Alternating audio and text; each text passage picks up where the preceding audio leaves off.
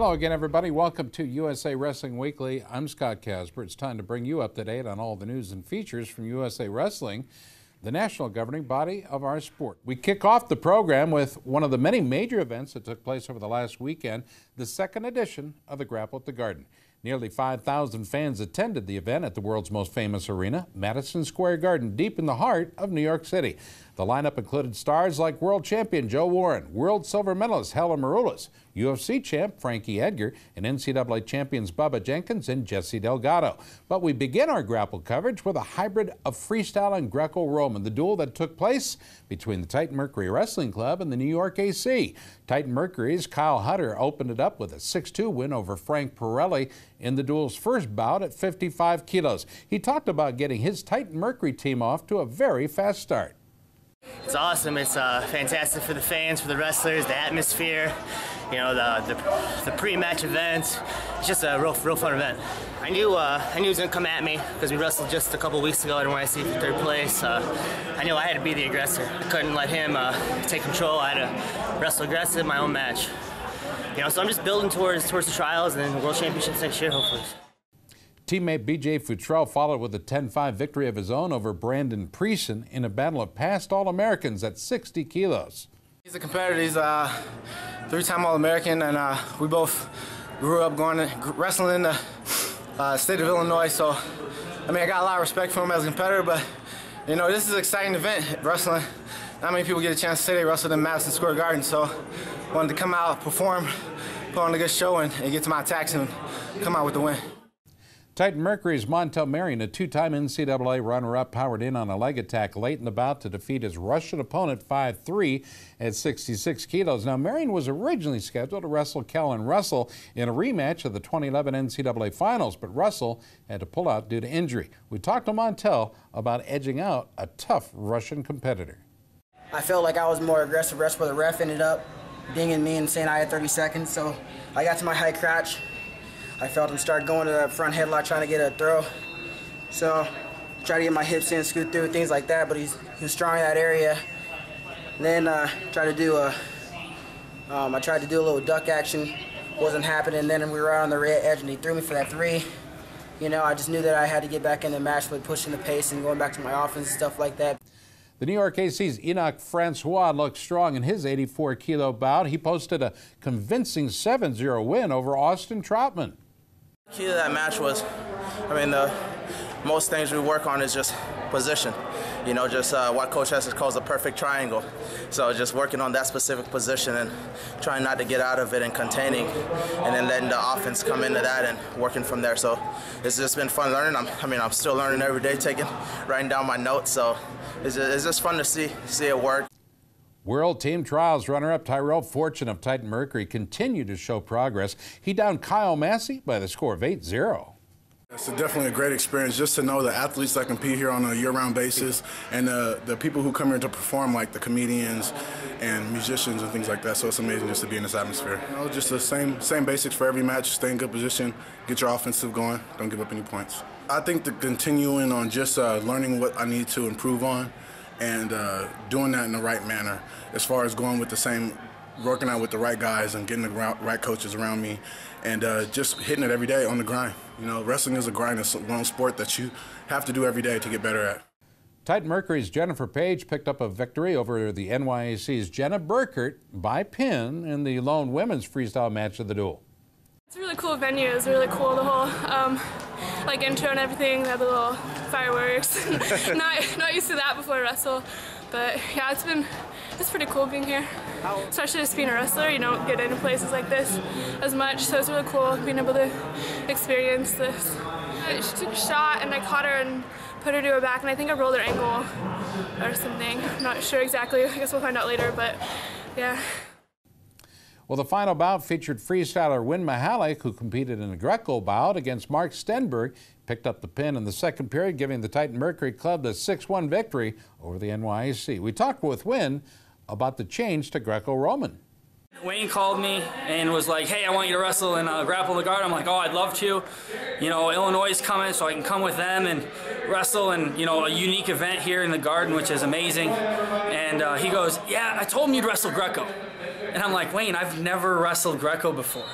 I dabbled Not even in as it. a kid. Yeah, no, I didn't wrestle as a kid except at wrestling camp. You know, dabbled in it a little bit. We practiced with the Greco guys every once in a while when I lived in Colorado Springs, but that was my first official Greco match. So I'm not too disappointed in how I did. I felt like it went pretty well for my first one. Folks, stay tuned. We'll be back. There's a lot more wrestling news around the corner.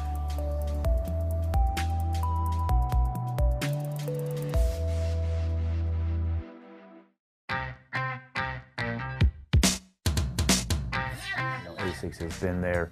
They've been the lifeblood of the sport. It's been a long time, and they've been at the top of the game every year, forever. And I'll tell you what, now that I think about it, maybe that's where I've gotten my inspiration, because you know, I always want to be in the top of my game in wrestling, and I think that's where ASICS is and wants to be as well.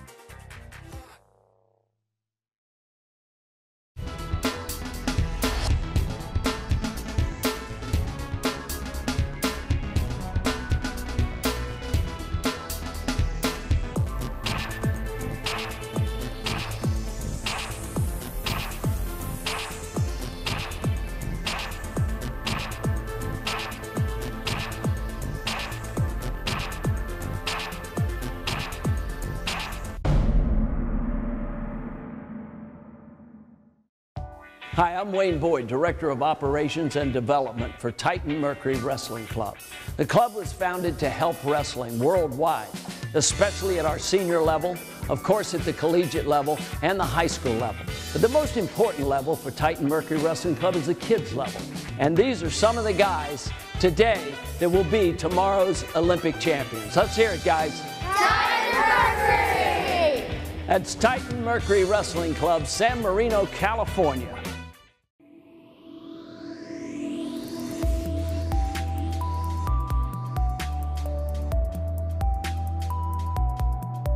Well, women's freestyle also took center stage at the Big Apple as two top-notch international bouts took place between the U.S. and Canada. At 55 kilos, 2013 World Team member for the U.S., Helen Maroulis, well, she surged to an early 5-0 lead against her opponent from Canada, Jillian Gallais. Gallais would make a match of it, but Maroulis would prove too much, taking the bout by the final score of 12-6. It's incredible to wrestle here. You know, they took us for our warm-up area. We're walking through these hallways, and there's just framed pictures of all these great athletes, singers, you know, performers that have performed here, and it was just incredible to know that I can say that I've, you know, performed here too, and it's incredible. The other women's bout featured two at 72.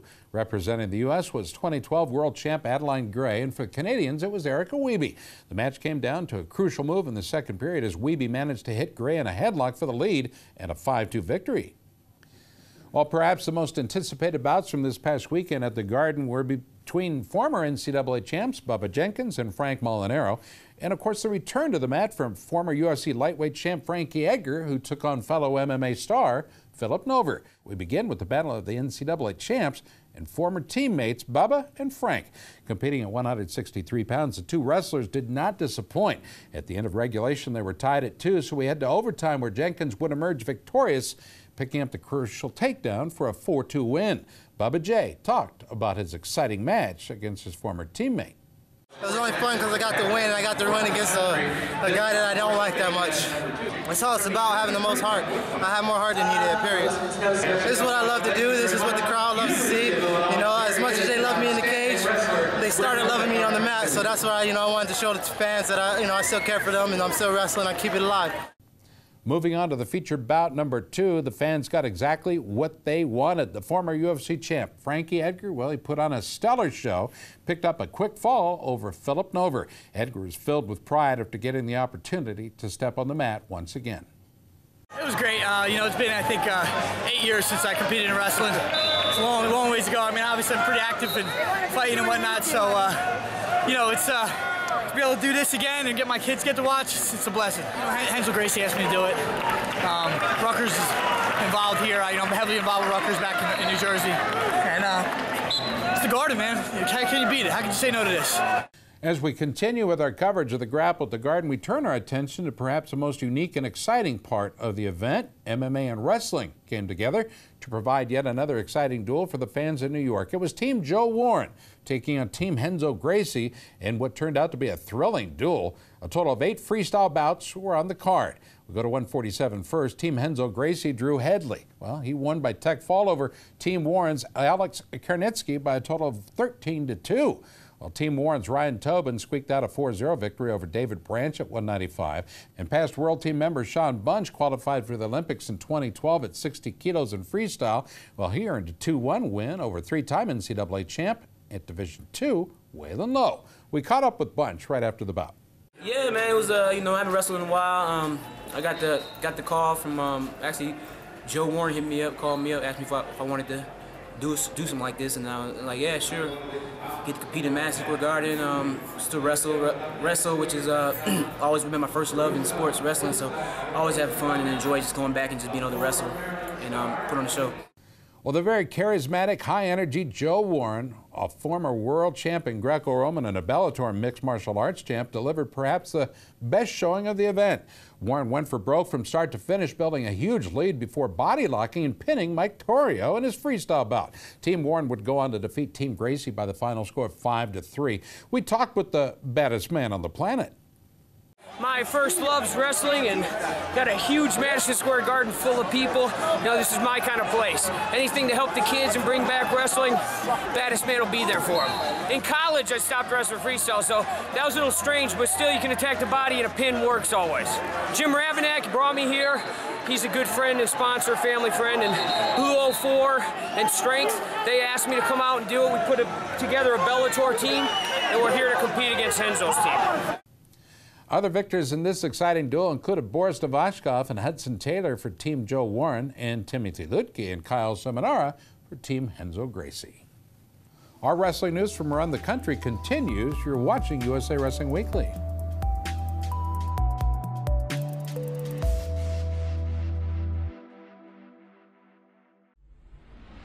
Wrestlers, are you ready for the next step?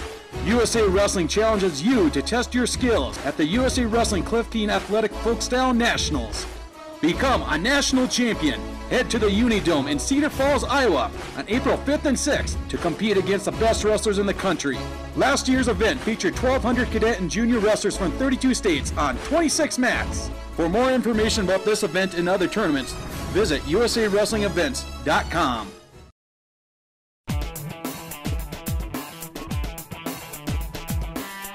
Each season, Liberty Mutual's Responsible Sports Community Grant Program awards $65,000 to youth sports organizations and school sports programs that demonstrate their commitment to responsibility in youth sports. Your organization could be one of our 20 winners this season.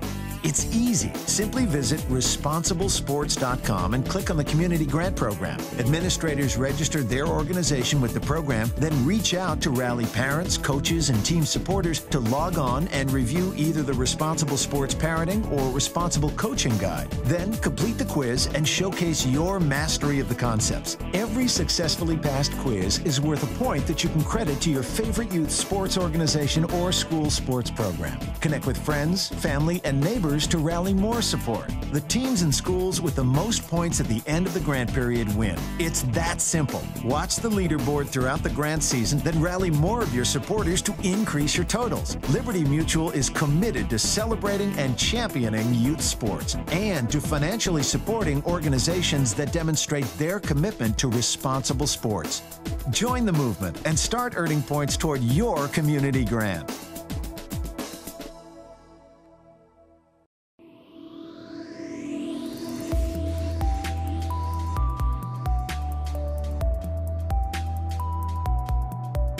Well, several college teams took to the hallowed floors of the Garden to put it all on the line, but only 2 teams proved to be a notch above the rest. Cornell and Illinois gave wrestling fans a fantastic show in the premiere of the Collegiate duels. Well, the marquee match of the tournament, surely, was the 125-pound bout as defending national champ Jesse Delgado took on second-ranked Nishan Garrett of Cornell. Delgado of Illinois, extremely impressive in his 6-2 victory, proved why he's still the king at 25. I think it was just guts. I don't think I wrestled well at all. I wasn't moving my feet too well, and my shots weren't too crisp, but I guess that doesn't really matter when you get out there, just having guts. And I knew if I, regardless of how I wrestled technique-wise, if I just, got it down to a battle of who's, got more guts, I'm going to win every time. At 133, the matchup there just as exciting. It featured two highly touted freshmen. Illinois' Zane Richard pulled out a razor-thin victory over Cornell's Mark Gray. The score, 4-2.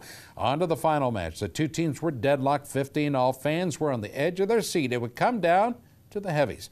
Well, the match went through 2 cycles of overtime before Cornell's Striker Lane pulled out a hard-fought 4-3 win over Illinois star Christopher Lopez, giving the Big Red a dramatic 18-15 finish. We talked with Cornell's hero, Striker Lane. It's exciting being a heavyweight. I mean, matches for everyone are big, but we're the ones who know the team score going into the match. We know what we need to do, and I was able to go out and do it. How were you? Well, the whole match, he'd ridden me pretty tough the whole match, but he kept going to the ankles. I had a good feeling he was going to drop down, so I sat on my toes, was able to get my feet out. He didn't get a hold of him. I was fortunate enough to escape. From New York to Norman, Oklahoma, a battle of top 5 teams there lived up to the billing. The Sooners and the Cowboys squared off, and Bedlam won. The duel began in Oklahoma's favor as senior All-American for the Sooners. Gerard Patterson delivered a solid 5-0 decision over Oklahoma State's Eddie Kalmara, putting the Sooners ahead 3-0. At 133, it was John Morrison who won the battle of 2 top 5 ranked wrestlers, scoring an impressive 8-2 decision over the returning Sooner All-American Cody Brewer. In an unexpected move, Cowboy freshman Anthony Kalika was taken off redshirt status to compete at 41 against another All-American. That Sooner, well, it was Nick Lester. In a battle of back and forth, Kalika proved worthy, edging Lester 8-7, scoring the clinching takedown with less than 30 seconds on the clock. On to 49. The Sooners expected to regroup with defending national champ Kendrick Maple stepping onto the mat against the Cowboy star Josh Kindig. Well, Maple led the majority of the match but gave up a late takedown to drop his second bout of the year. Maple went undefeated on his way to a title just 1 year ago, if you recall. The Cowboys continued to roll at 57-65 as a pair of second-ranked wrestlers in Alex Derringer and Tyler Caldwell handled their opponents to extend the Cowboy lead to 12 with 4 bouts remaining. Now, the most anticipated bout of the evening lived up to the hype as Andrew Howe defeated Chris Perry 4-2 in a battle of returning national champs. Howe's victory would prove to be the spark the Sooners needed heading into the final 3. At 84, Sooner freshman Danny Chade pulled off a move that'll surely go down in Sooner history. Trailing 3-2 late in the match to Cowboy freshman Kyle Crutchmer, Chade hit a foot sweep, sending Crutchmer to his back, sealing the victory for the young Sooner 7-3.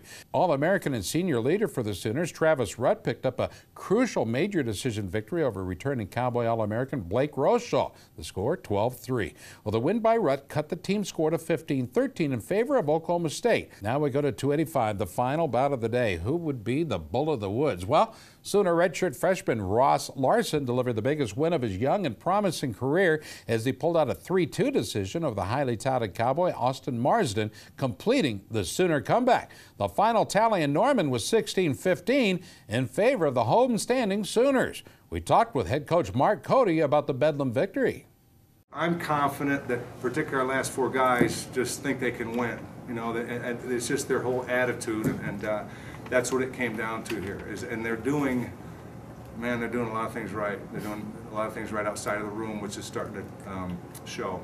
You know, everybody is doing the same thing in the room, but because of what they're doing, they work at a whole different level, and it really it showed today.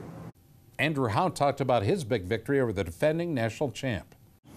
You know, it was just another match, really. You know, that's how you got to approach him, I think. And but it was a big match, and you know, that's why we train. That's what makes it fun to compete.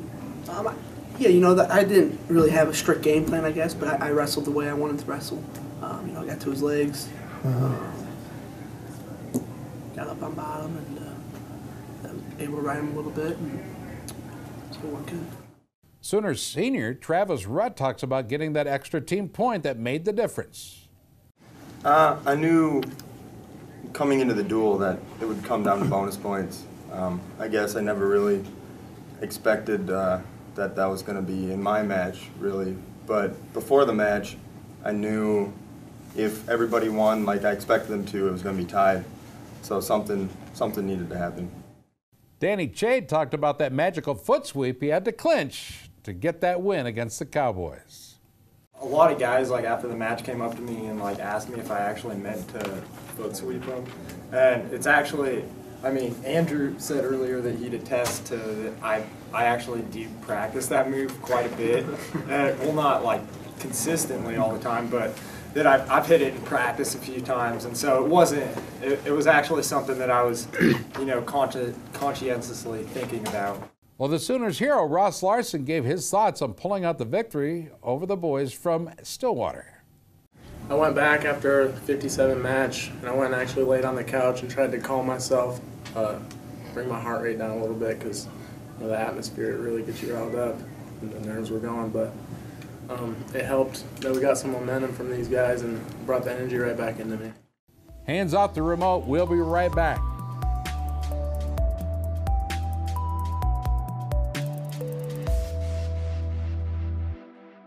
There comes a point in your life that determines who you are, whether you will lead or follow, whether you will fight or give in, whether you will win or lose, and what you will count as your victory.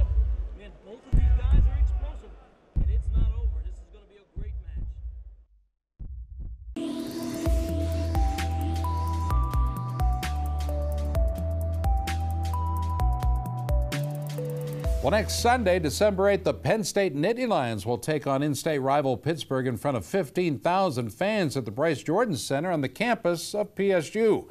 The athletic department there officially announced the Bryce Jordan Center had sold out. This will mark one of the largest crowds in the history of a college wrestling dual meet. Don't forget, Penn State will take on Boston University Friday at 7 o'clock. BU is fighting for their very life in what's slated to be the last season of competition. We'll see. Remember, you fans can make a difference. Let your voice be heard.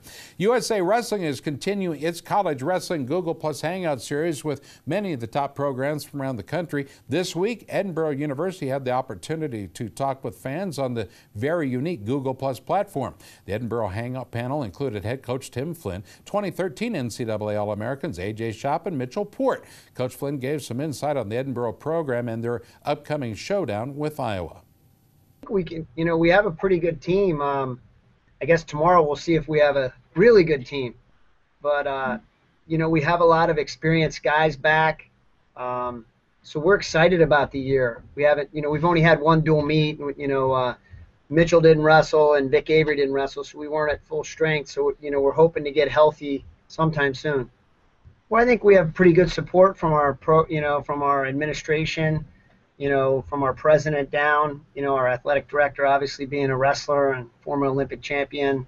I think we've been able to get the right kind of kids that want to be at Edinboro. And we've been fortunate, I think, when you start to have a little success, you can attract more kids. Edinboro 33-pounder A.J. Schopp talked about his expectations for the year.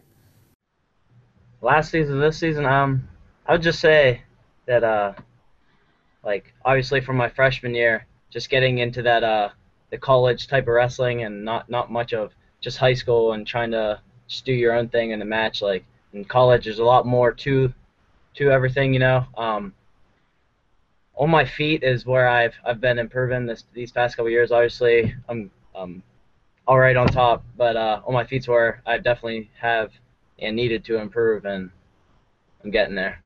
Last season's NCAA runner-up at 41, Mitchell Port talked about what he needs to do to stand atop the podium in March.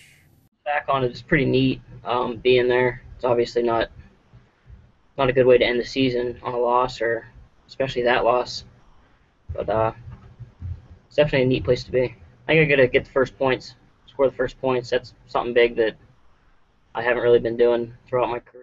Now we go to Ames, Iowa, another in-state rivalry, perhaps one of the biggest in the country. Iowa and Iowa State, they got reacquainted for the first time of the year. The outcome was as expected, though. Some tightly contested bouts, but the Hawks, well, they had too much firepower for the Clones as they invaded Ames and came away with a 23-9 victory. They won 7 of the 10 bouts on the afternoon. Well, you've waited for it, and it's time for our USA Wrestling Photo of the Week contest. The pictures are sent in from around the country by fans just like you, and they're being considered for our photo contest page in our USA Wrestler magazine and our Facebook page. This week, the photo was taken by Austin Bernard of OklahomaWrestling.com and shows the legendary Danny Hodge celebrating his alma mater's big Bedlam victory as OU took out Oklahoma State 16-15 for the first time since 2008. Have your photographs considered for USA Wrestling's photo contest simply by emailing them to Gary Abbott at gabbott@usawrestling.org. Folks, that'll do it for this week's show. From all of us here at USA Wrestling, I'm Scott Casper, and thanks for watching.